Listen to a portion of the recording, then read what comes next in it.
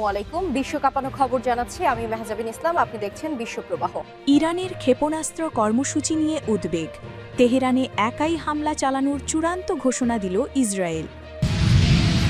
হামলা হলে দাঁত ভাঙা জবাব দেওয়া হবে, পাল্টা হুঁশিয়ারি ইরানের।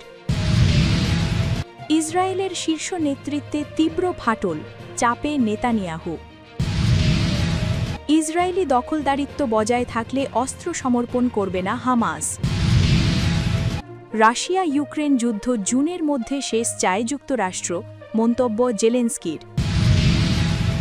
রাশিয়ায় ছুরি হামলায় 4 ভারতীয় শিক্ষার্থী আহত। এতক্ষণ শুনলেন সংবাদের শিরোনাম, এবার চলুন দেখে নেই প্রতিটি সংবাদের বিস্তারিত। ইরানের ক্ষেপণাস্ত্র কর্মসূচি নিয়ে উদ্বেগ। তেহরানে একাই হামলা চালানোর চূড়ান্ত ঘোষণা দিল ইসরায়েল। ইরানের ব্যালিস্টিক ক্ষেপণাস্ত্র কর্মসূচি ইসরায়েলের অস্তিত্বের জন্য হুমকি সৃষ্টি করছে এবং প্রয়োজনে দেশটি এককভাবে পদক্ষেপ নিতে প্রস্তুত। দখলদার ইসরায়েলের প্রতিরক্ষা কর্মকর্তারা সাম্প্রতিক সপ্তাহগুলিতে যুক্তরাষ্ট্রকে এমনই বার্তা দিয়েছেন। নিরাপত্তা সূত্রের বরাতে এ তথ্য জানিয়েছে সংবাদ মাধ্যম জেরুজালেম পোস্ট। একটি সূত্র জানায়, আমরা আমেরিকানদের বলেছি, ব্যালিস্টিক ক্ষেপণাস্ত্র বিষয়ে আমরা যে রেড লাইন বা লাল রেখা নির্ধারণ করেছি, ইরান তা অতিক্রম করলে আমরা একাই হামলা চালাব।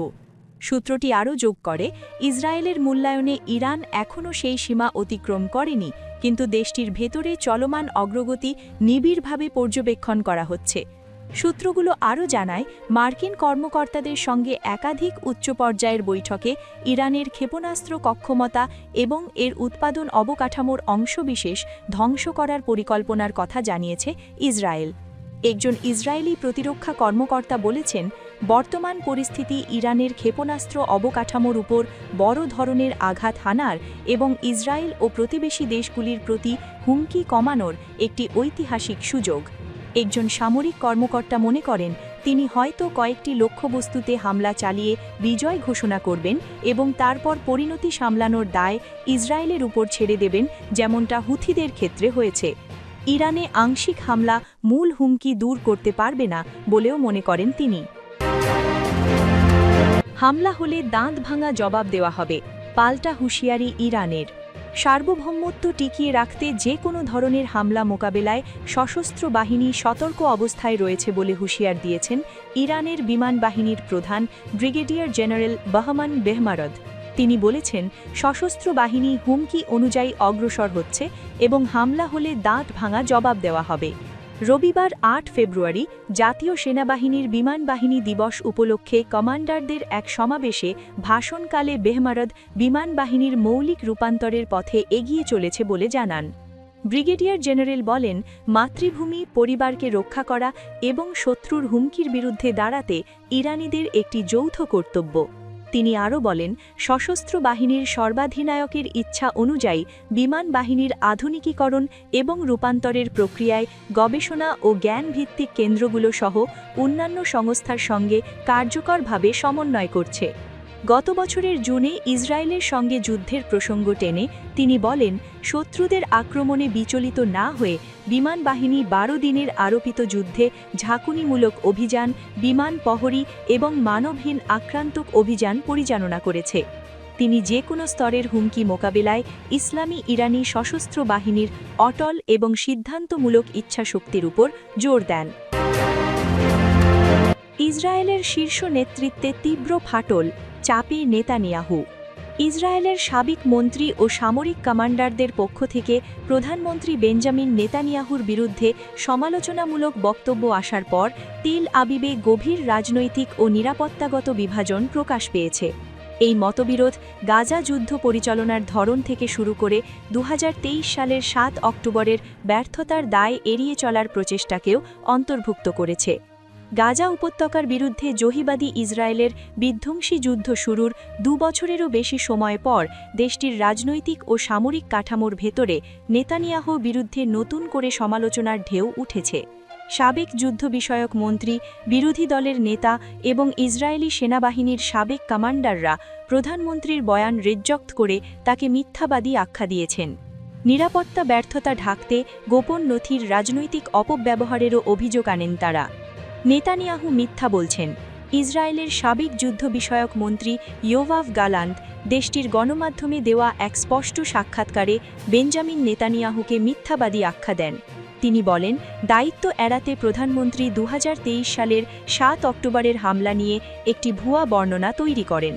গালান্ট জোর দেন, গত 7 অক্টোবরের হামলার পর সামরিক ও নিরাপত্তা কমান্ডারদের সমর্থন দেওয়ার বদলে নেতানিয়াহু তাদের রাজনৈতিক আক্রমণের লক্ষ্যবস্তু বনান এবং নিজের ব্যর্থতা সেনাবাহিনী ও শিন বেটের ঘাড়ে চাপানোর চেষ্টা করেন।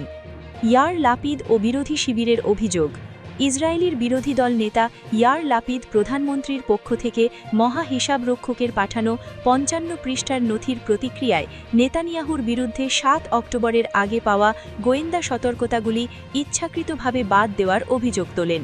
তিনি বলেন, ফিলিস্তিনিদের অভিযানের বহু মাস আগেই তিনি ব্যাপক সংঘর্ষের ঝুঁকি সম্পর্কে সতর্ক করেছিলেন। এরপর তিনি প্রশ্ন করেন, যদি বিরোধী দলের নেতা বিষয়টি জানতেন তাহলে প্রধানমন্ত্রী কিভাবে অজ্ঞতার দাবি করেন। তদন্তের চ্যালেঞ্জ ও রাজনৈতিক অচলাবস্থা। ইসরায়েলি সেনাবাহিনীর সাবেক চিফ অফ স্টাফ গাডি আইজেনকট নেতানিয়াহুকে ভিত্তিহীন ও বিভ্রান্তিকর আত্মপক্ষ রক্ষার দায়ে অভিযুক্ত করেন। একই সঙ্গে তিনি 7 অক্টোবরের আগের সব মিটিংয়ের কার্যবিবরণী সম্পূর্ণভাবে প্রকাশের দাবি জানান। তদন্ত কমিশনের ধরন নিয়ে বিরোধ এবং সুপ্রিম কোর্টের নির্দেশে তদন্ত স্থগিত হওয়া তেল আবিবের রাজনৈতিক সংকটকে আরও ঘনীভূত করেছে, যে সংকটকে জহিবাদী ইসরায়েলের সর্বোচ্চ স্তরে আস্থা ভঙ্গের স্পষ্ট নিদর্শন দেখা যাচ্ছে। ইসরায়েলি দখলদারিত্ব বজায় থাকলে অস্ত্র সমর্পণ করবে না হামাস। ফিলিস্তিনের গাজায় ইসরায়েলি দখলদারিত্ব অব্যাহত থাকা অবস্থায় হামাস বা অন্য কোনো সশস্ত্র গোষ্ঠী অস্ত্র ত্যাগ করবে না বলে সাফ জানিয়ে দিয়েছেন দলটির বিদেশের রাজনৈতিক শাখার প্রধান খালিদ মিশাল। তিনি বলেন, দখলদারিত্বের মুখে নিরস্ত্র হওয়া মানে ফিলিস্তিনিদের ইসরায়েলের কাছে সহজ শিকারে পরিণত করা। রোববার 8 ফেব্রুয়ারি 2026 কাতারের দোহায় অনুষ্ঠিত আল জাজিরা ফোরামের দ্বিতীয় দিনে বক্তব্য রাখার সময় তিনি এসব কথা বলেন। খালিদ মিশাল বলেন, হামাসকে নিরস্ত্র করার যে আলোচনা চলছে তা ফিলিস্তিনি সশস্ত্র প্রতিরোধকে স্থবির করে দেওয়ার দীর্ঘদিনের চক্রান্তেরই অংশ।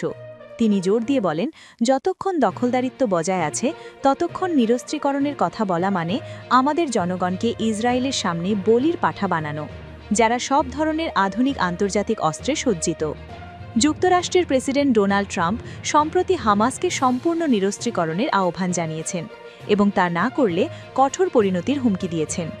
এর প্রতিক্রিয়ায় মিশাল বলেন, গাজার পুনর্গঠন এবং দীর্ঘমেয়াদী শান্তি নিশ্চিত করতে পারে এমন একটি পরিবেশ তৈরি করা প্রয়োজন, শুধু অস্ত্র কেড়ে নেওয়া কোনো সমাধান নয়। বিকল্প প্রস্তাব হিসেবে মিশাল 5 থেকে 10 বছরের দীর্ঘমেয়াদী যুদ্ধবিরতি বা হুডনার কথা উল্লেখ করেন।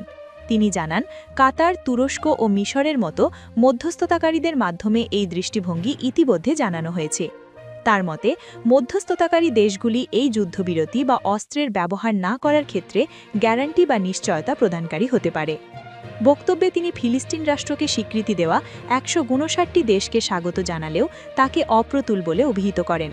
তিনি বলেন, কাগজে কলমে স্বীকৃতি ভালো, কিন্তু বড় প্রশ্ন হল কিভাবে ফিলিস্তিন রাষ্ট্রকে বাস্তবে রূপ দেওয়া যায়।